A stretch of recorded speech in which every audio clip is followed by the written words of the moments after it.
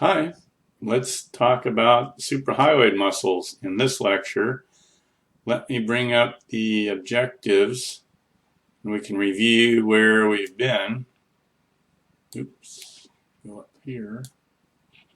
So this is where we were. This is the document for objectives for muscles. It's posted on Canvas. We've gone through the muscles of mastication. That was the last lecture. We looked at the masseter, origin, insertion, action, temporalis, the same, medial pterygoid, the same. And you remember that the nerve that innervates all of these muscles is the mandibular branch of the trigeminal. We talked about the lateral pterygoids and how there were two heads. There was a superior head and an inferior head. We talked about the origins of both. And we talked about the insertion.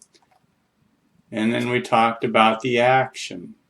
Whether we had unilateral contraction on one side that shifted the mandible in the opposite direction, or if we had bilateral contraction that protruded the mandible anteriorly. And for retraction of the mandible, remember it's the temporalis muscle that's pulling it backwards, retracting. So we've done that, and now we're moving on to the hyoid muscles. And I've divided them up into the suprahyoid muscles. We'll talk about those. They're pretty straightforward. The name tells you just about everything you need to know. And then another group, the infrahyoid muscles. And these are assisting with depression of the mandible. They're originating below the mandible, inserting on the mandible. When they contract, they depress the mandible. So that's the idea. Remember that they're working in groups. Depending on what's stationary and what's moving sort of determines the action. Okay? So keep that out in front of you perhaps. And let's begin with the mylohyoid. So these are the suprahyoids again. We're going to start with those.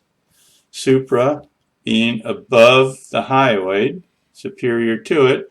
And here are the four. And we're starting with the mylohyoid. And it has attachments along the mandible, along the mylohyoid line of the mandible, and then on the hyoid bone. So this is the mylohyoid muscle, and the fibers meet medially, a little raphe, little connection between the two sides, and it forms the floor of the oral cavity. So one thing you have to keep paying attention to on these figures is the view. Whether we're looking up, sort of from an inferior view looking upward, or whether we're starting with sort of a superior view and looking downward.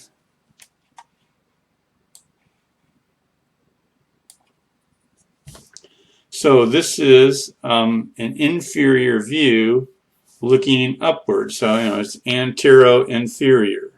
So we're out in front, if you will, and we're looking in sort of in this direction. And that's what we're seeing is the mylohyoid muscle. And then we also have the digastric muscle. So the digastric, gaster is referring to belly. The red fleshy part of the muscle. And di means two, of course. So it's the muscle with two bellies.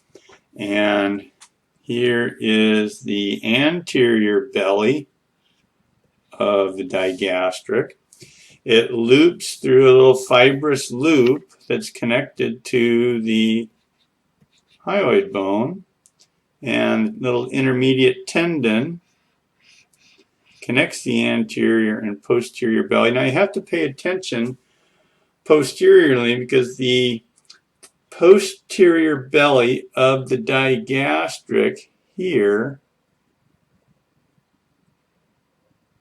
is very close to the stylohyoid muscle, which sort of splits. So you have to pay attention. There's the view on the other side is a little bit better. So switching to the right hand illustration, here again is the mylohyoid muscle on the left side. And here is the left anterior belly of the digastric. It attaches anteriorly to the mandible. And then the digastric runs posteriorly and attaches to the temporal bone. So that's the posterior belly of the digastric. Now I'm not asking you for origins and insertions. They're not asked for on here or on the objective sheet. I don't believe. Let me check real quick. Drag up the objective sheets. So muscle, a little bit on the nerve, that would be extra credit. And there's no origin or insertion. I'm just asking you to know the muscles and to be able to identify them. Okay? If I did ask you for the nerves on these, it would be extra credit. Okay? So it's pretty straightforward. It's not horribly complicated. The stylohyoid muscle runs from the styloid process to the hyoid. Again, the name tells you pretty much everything you need to know. There's the styloid process, and here is the stylohyoid muscle. And it splits, attaching to the hyoid. And the digastric goes right between it. Okay? So when you are looking at an illustration, get my eraser going again. So on the right hand view, if you're given a picture like this, you have to pay pretty close attention to what's being asked for. You know, are you being asked to identify that muscle with a yellow dot? Or are you being asked to identify this muscle with a green dot? So you need to pay attention to those. The posterior belly of the digastric, again, is posterior to both the anterior belly, of course, and to the stylohyoid. Okay? The geniohyoid we'll look at in the next slide because it's not shown in this slide. So the two muscles that get confused here that you want to pay attention to, and it's all dependent upon the view. In this view, we're looking up from an inferior perspective and we see the digastric. In the next slide, we're going to be looking down on the floor of the oral cavity from a superior perspective and we'll see the geniohyoid. Okay, so next slide. Okay, here is the view. It's posterior-superior. So posterior, looking forward. So our perspective is from the rear, from the posterior, and we're a little bit superior. So we're looking down on it. So here's the floor of the oral cavity. Get yourself oriented. Here's the mylohyoid line again, the yellow dashed line that you just studied with bone features. So we're looking at the medial surface of the mandible. Here is the mandibular foramen. Okay, we can talk about that a little bit later. Here is the hyoid bone. You recognize that at the bottom of the figure. there's the hyoid bone. You recognize the hyoid muscle. And then there are these two muscles in the medial aspect of the oral cavity, and these are the geniohyoids. These two.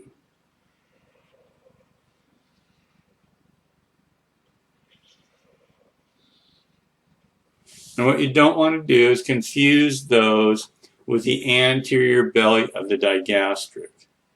It's all dependent upon the view. And the geniohyoid are attaching to the geniotubercles, bumpy projections, midline of the mandible, and then the muscles run posteriorly to the hyoid bone, the geniohyoid. So those are the 4 suprahyoid muscles that I want you to recognize.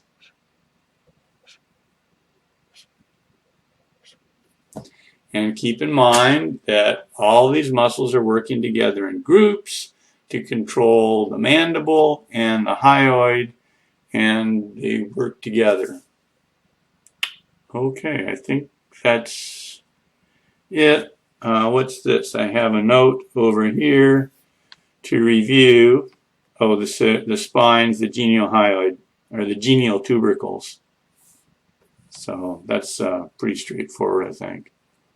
Okay, next slide is review. And I basically took the labels off. You need to get oriented. If you just saw this, not necessarily in sequence as we're going through it now, would you recognize this as the superior view of the oral cavity and not the inferior view? So that would be necessary so that you don't confuse these two muscles.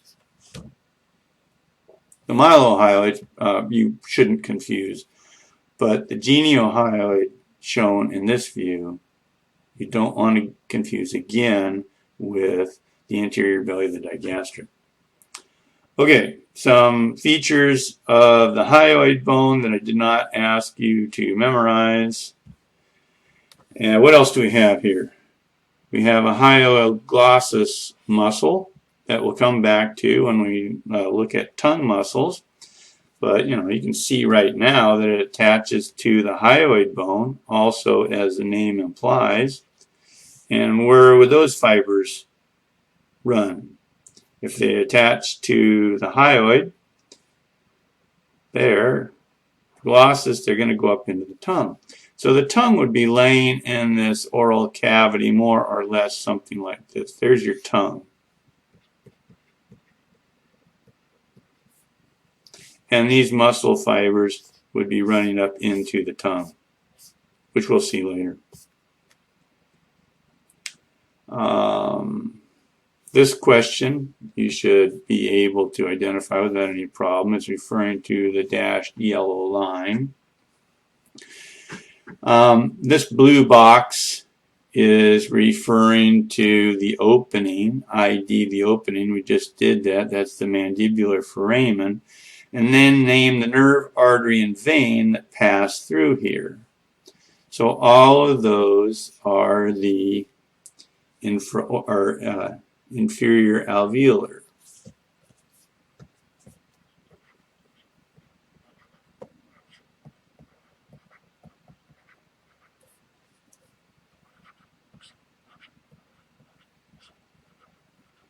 Inferior alveolar, or the IA. So we have the IA nerve. We have the IA artery. And we have the IA vein. See, that's pretty easy. So, what else do we have in this picture? Oh, we can talk about over here on the left side view. here is the nerve, and it has two branches. This branch is going, let me do a little green dot. This branch of the nerve is running into the mandibular foramen.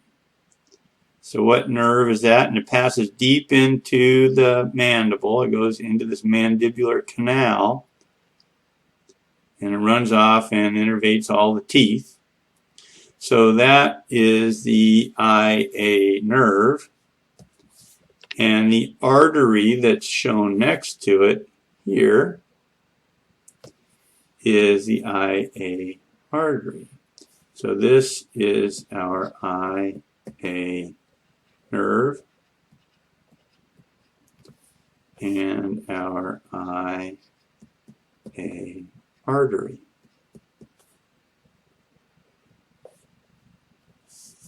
Okay, good. So let me clean up the mess that I made over here so you can kind of see that a little better. There's a smaller branch. Here are a couple other things that pay attention to, and again we'll come back to this, but I'm introducing this to you now so that you can be thinking about it. So again, when we come to nerves, it's not all this big mess or confusing details. So we're focused in on this view. We've talked about the inferior alveolar nerve, large nerve. The majority of it passes into the mandibular canal through the mandibular foramen. There's a small branch that takes off, splits from that nerve, and does not enter the mandibular foramen. And that branch is shown here. So that's this yellow branch. And that goes off and supplies the mylohyoid muscle. And so that is the mylohyoid nerve.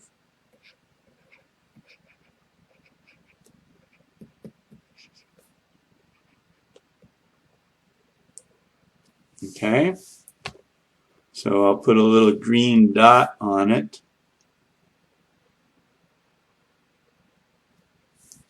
It does not go inside the mandibular canal. It stays outside and supplies the mylohyoid muscle. The other nerve that's on here, and just so you relax and you're not panicking about this nerve detail, the next exam where we're going to be covering muscles, it will not cover nerves. If I did put a nerve question on the next muscle exam, those nerve questions would be extra credit. So there's a little bit of incentive to kind of be picking this up as we go along and not just ignore it. But the next exam is going to be on muscles. Again, anything with nerves would be extra credit. But let me continue with this figure because these nerves we're going to come back to. Here's another large nerve. This is not the IA nerve. These are two separate nerves. So here would be let me continue drawing the inferior alveolar nerve.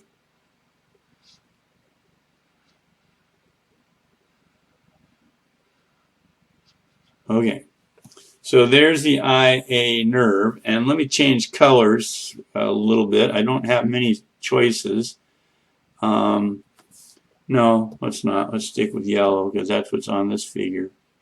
But I'm just going to cause this one to branch out this direction. These are two separate nerves.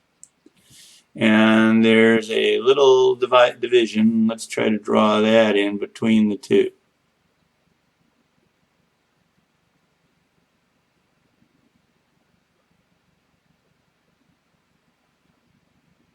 I should have been an artist after all.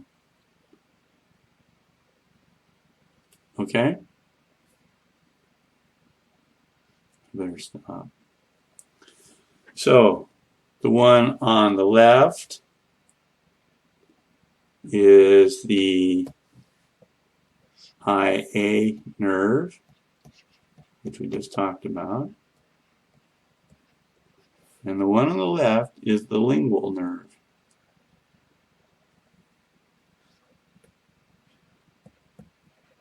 And you can guess where it's running with a name like that.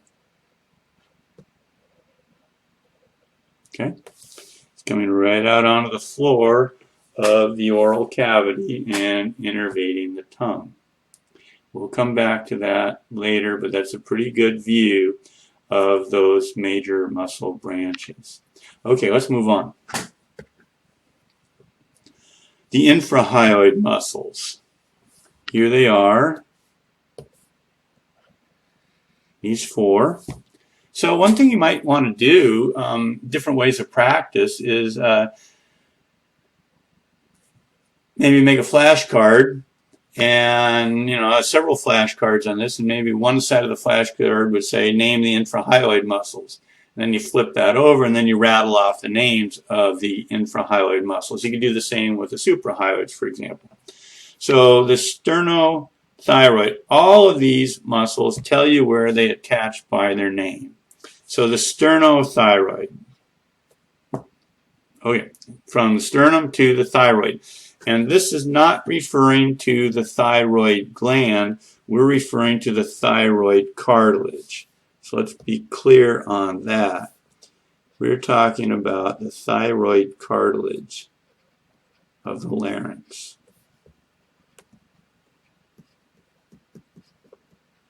Thyroid cartilage, not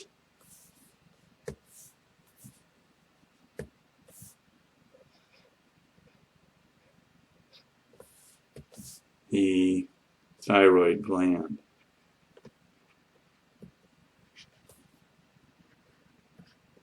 Okay? So, sternothyroid, from the sternum to the thyroid cartilage. So, it's over here, and you can see that it's attaching down to the sternum and attaches to this line on the thyroid cartilage. It's deep. It's shown only on the right-hand side of this illustration, which would be the left side of this subject's face, neck. So it's deep. The superficial muscles have been removed in this view. The next muscle is the sternothyroid, and the next one is the sternohyoid. Okay. So it runs from the sternum to straight all the way up to the hyoid bone. And this one is more superficial. So there's the sternohyoid. Okay? And let's see, erase some of this, just so I don't make too big of a mess, or any bigger of a mess. And then the thyrohyoid, from the thyroid cartilage to the hyoid bone. That's pretty straightforward. It's right there. Okay? So there's 3 of the 4. And the last one is the omohyoid. And omo equals shoulder. I don't know what the Greek word is other than, I guess, shoulder for omo. So it runs from the shoulder to the hyoid. An interesting muscle. Here's the omohyoid. It has 2 bellies to it. In this case, we're talking about an inferior belly and a superior belly. And again, there's this little fibrous loop It's held in place by other connective tissue that's not shown. So that's the omohyoid. Two bellies. In this case, it's inferior and superior, where with the digastric, it was anterior and posterior. Okay. It's all pretty straightforward, I think, just spending some time looking at it. So, just for review, you should be able to name these muscles as you see them again. Hopefully it's going to be pretty easy once you spend a little time practicing it. Okay, speaking of practice, what would you call this muscle?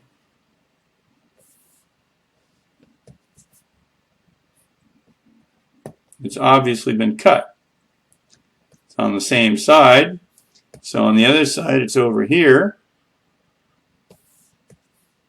Same muscle. And it's been cut again down here.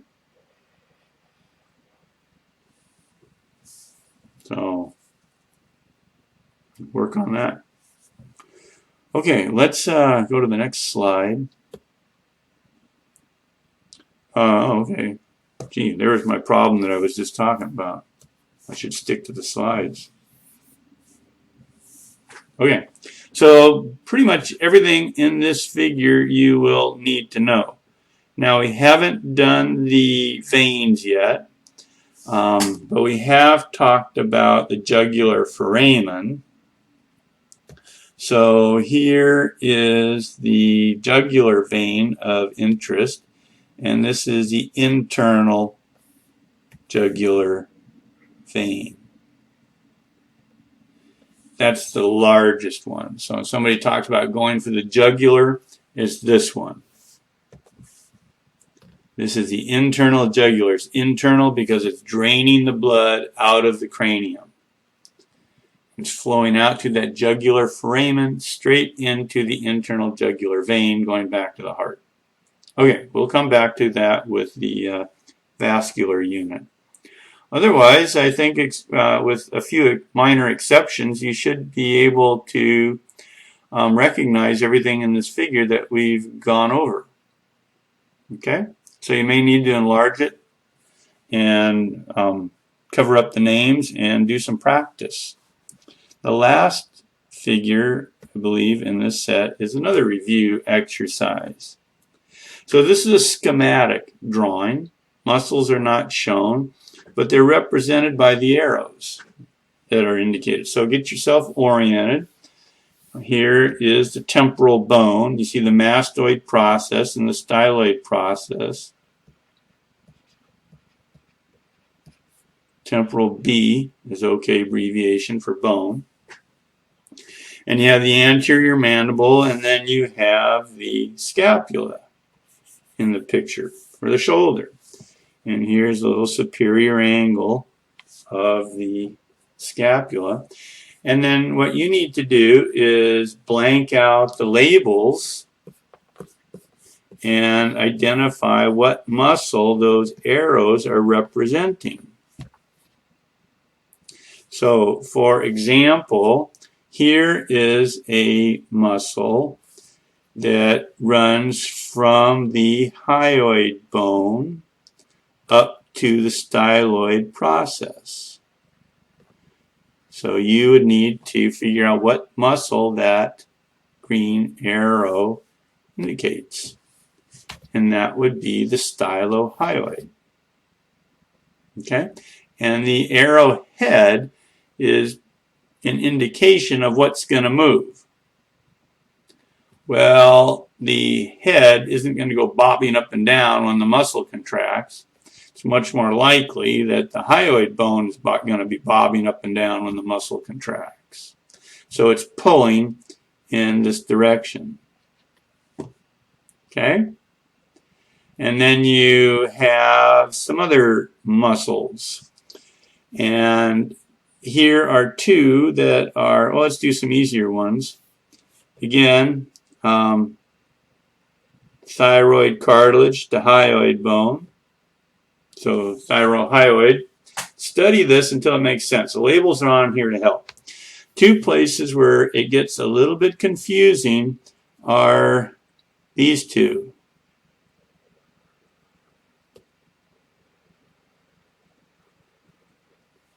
Because they both attach to the hyoid and they both run to the mandible.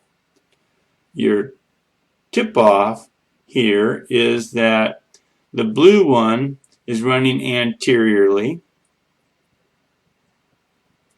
and the purple one sort of runs posteriorly. So there's something back here that attaches more or less posteriorly that would not apply to the blue one. So you need to put in the geniohyoid and you need to put in the mylohyoid because you know those are two of the muscles that you need to, the suprahyoids that you need to account for. Okay? So give that some practice. Review it until it makes sense. And I believe that's it for this unit. Yep. So we'll come back and talk about tongue muscles. Bye for now. Bye.